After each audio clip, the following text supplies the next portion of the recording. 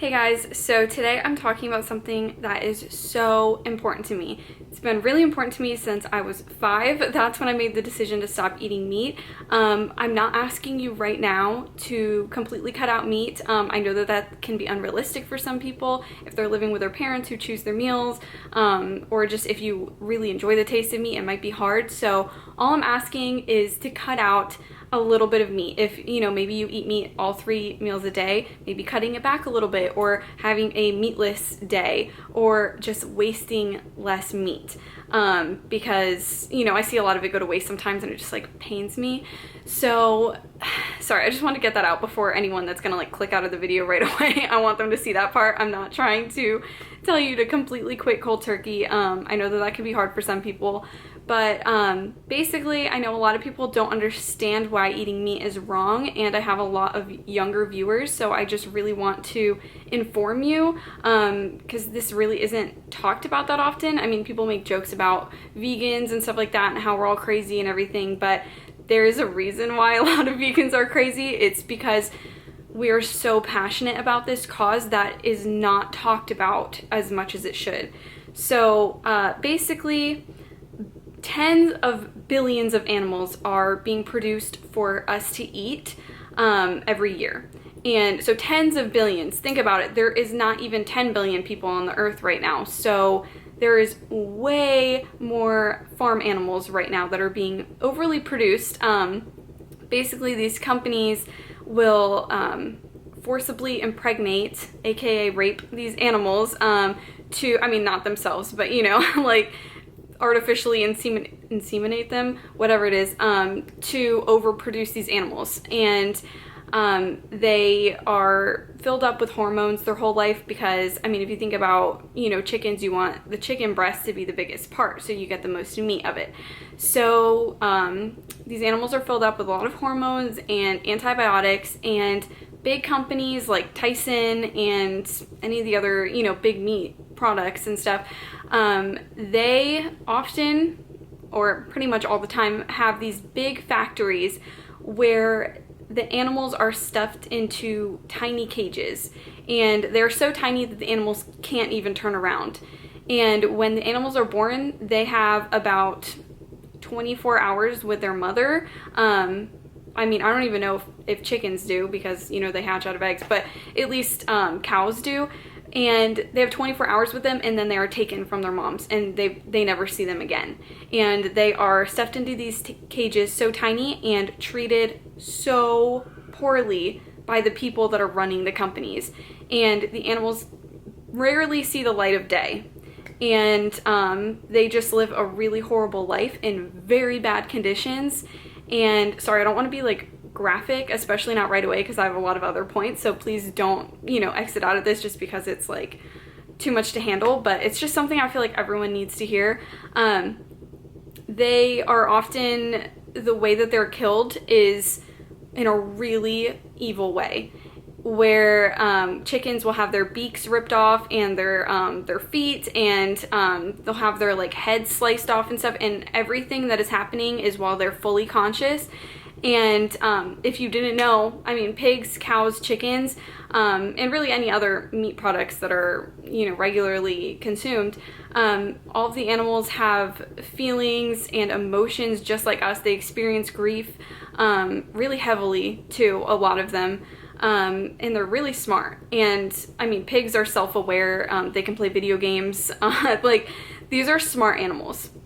And a lot of people say like, well, there's so many of them on the world, like we need to eat them. But that is not the case, because we wouldn't have so many of these animals if it weren't for the companies trying to mass produce them to make the most money that they can. So, by the way, sorry, I have some notes over here, just so I can like read them really quick. So yeah, basically their whole lives they're getting tortured, whatever. These companies are kind of playing God by bringing all of these extra animals by the billions into the world, and then torturing them for most of their lives, or all of their lives. And they have a very short lifespan, because as soon as they are old enough to have the most amount of meat possible, then they are killed in really awful ways. So not only that, but it is the #1 leading cause of environmental destruction. So basically, all of the animals need to eat something, right? So they're eating grains and corn, and all of those crops, there's so many of them. The crops are taking up space of the Amazon rainforests and many other rainforests around the world, and a lot of other land is completely being wiped out to make room for these grains, and just to have, you know, the animals there too, but for all the grains and to feed these animals.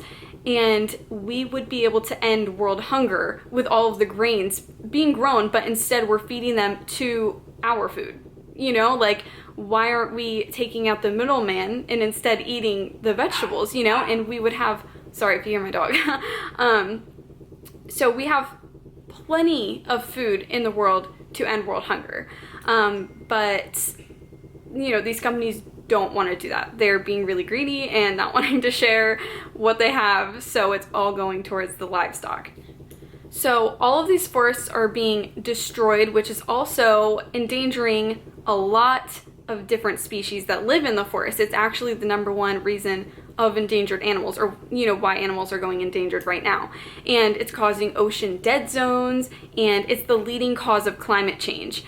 More so than driving your car, trains, boats, and planes all together.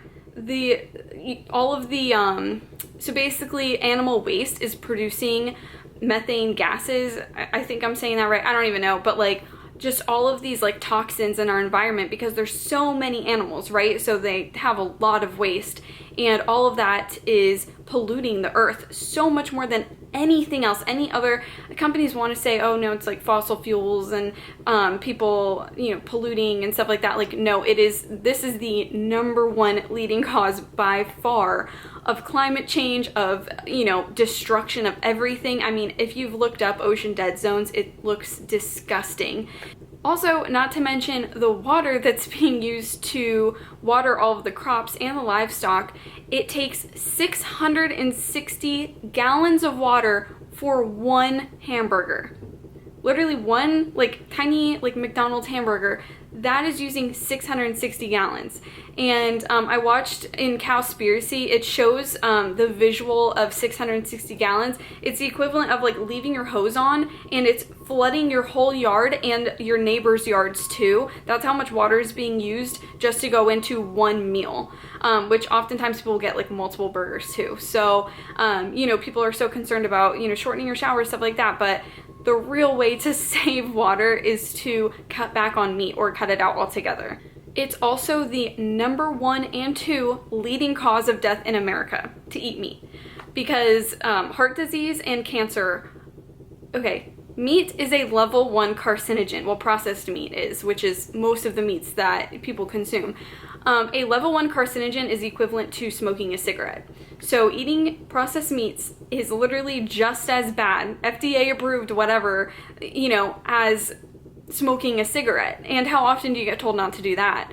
But nobody talks about how bad it is to eat processed meats. Like, that's lunch meats, like hamburgers, I don't even know, I mean, hot dogs, obviously, any of that kind of stuff. Like, that is just all so horrible for you, and nobody is talking about this, and except for crazy vegans. But anyway, so also to note, the humanity aspect of it, a lot of people fight me on this cause. Like, I've gone into some, I mean, not heated debates, but some pretty heavy debates with everybody that I know. I don't really know any other vegans or vegetarians, so my whole family, any of my friends, people on the internet, you know, like, nobody or everybody wants to fight me about this. But what I have to say about that is you're fighting your conscience if you're going to fight me about it, because we really do have a deep down conscience about eating animals, because we know that it's wrong. I mean, would you feel comfortable killing an animal and then eating it afterwards? Like, if you were to do that, I mean, you know, if you want to, at least that animal that maybe you've hunted, at least it can have a good life for a little bit, right? But these animals do not have a good life by any means, and then they are being killed just for one meal, you know? And, like, all right, think about if I'm watching food being made or something, I'm gonna get hungry, right? But if you're watching meat being made, the way that the animals are killed and then seeing it go through all of the like processing of it, I mean, it looks disgusting. The only reason why it tastes good is from all the seasonings and the way that it's made and everything like that, which we can definitely do with plant products. And especially if we are putting more money towards that, if companies are seeing the lessening of the demand for meat, they can put more emphasis on making plants taste better, and that's not hurting anybody. Plants aren't conscious. A lot of people like to say, well, you eat plants too, but they don't have a heart, they don't have a brain. It's on a different level, you know? So I mean, please tell me, like, if you would not ever see like an animal and then just want to kill it and eat it, right? Like if it's out in the wild, I mean, maybe some of you, but to me, I could never do that. These animals being killed are no different than your cat or dog or rabbit or any kind of pet that you have. Like, you would never want to eat them, right? Why is it okay to take the life of a different animal just because you're not seeing it happen? A lot of people say it's necessary to eat animals, and they talk about where you get your protein and vitamins and minerals and whatever, but think about the animals that you're eating. They are vegetarians, so they're getting their protein from plant sources, and it is completely possible to do that as long as you're doing your research. And I'm actually going to make a video soon called how you can go vegan, so I will cover all of that stuff, like meal ideas, like how to get all of your vitamins and all that kind of stuff in that video. But you can completely cut it out. Some people say our bodies are designed to eat meat, and yes, at one point we had to, but now we have the resources to not need to do that, or at least to not have meat at every meal or every day or whatever. Like, just lessening the demand will help so much. And I understand some of you might be eating meat for religious reasons, but again, just cutting out a little bit of it, not producing so much and not letting any go to waste. And also switching over to almond milk would really be helpful. It tastes so much better than regular milk, I mean, in my opinion.